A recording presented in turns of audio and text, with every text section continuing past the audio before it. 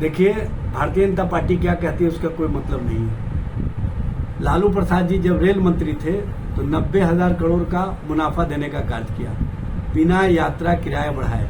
और सबसे बड़ी बात यह है कि उन्होंने गरीब यात्रियों के लिए एसी ट्रेन गरीब रथ देने का कार्य किया, बुजुर्ग यात्रियों के लिए रियायती दर पर टिकट देने का कार्य किया, और सबसे बड़ी बात यह है कि पत्रकारों के लिए बेहतर सुविधाएं प्रदान की, और हर साल नई नई ट्रेनें दे करके गरीब यात्रियों को बेहतर सुविधा प्रदान की, बिना किराया बढ़ाए।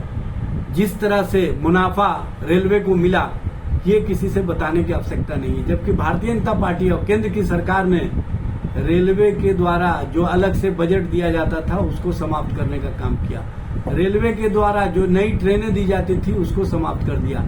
वंदे भारत ट्रेन जो दी गई है वो महंगे किराए के साथ, जिसको यात्री एफर्ट नहीं कर पा रहे हैं। सबसे बड़ी बात यह है कि जिस तरह से भारतीय जनता पार्टी अनर्गल बातें कह रही है उसका कोई मतलब नहीं रह जाता। आज भी देश की जनता, देश के लोग लालू प्रसाद जी के रेल मंत्रित्व कार्यकाल को सबसे बेहतर कार्यकाल बताते हैं। देखिए, जहां तक नीतीश जी का फूलपुर से चुनाव लड़ने का सवाल है, ये फैसला उनको लेना है। जनता दल यू के नेता और कार्यकर्ता उनसे रिक्वेस्ट किए थे, अब वो क्या फैसला लेते हैं वो बताएंगे। लेकिन एक बात सबको समझ लेना चाहिए कि इंडिया गठबंधन के नेतृत्वकर्ता पर देश की जनता का विश्वास बढ़ा है, और दूसरे राज्य के नेता और कार्यकर्ता भी आकर के इंडिया गठबंधन के नेतृत्वकर्ता से दूसरे राज्यों में चुनाव लड़ने का रिक्वेस्ट कर रहे हैं। ये इंडिया गठबंधन के प्रति लोगों का विश्वास है, लोगों का समर्थन है।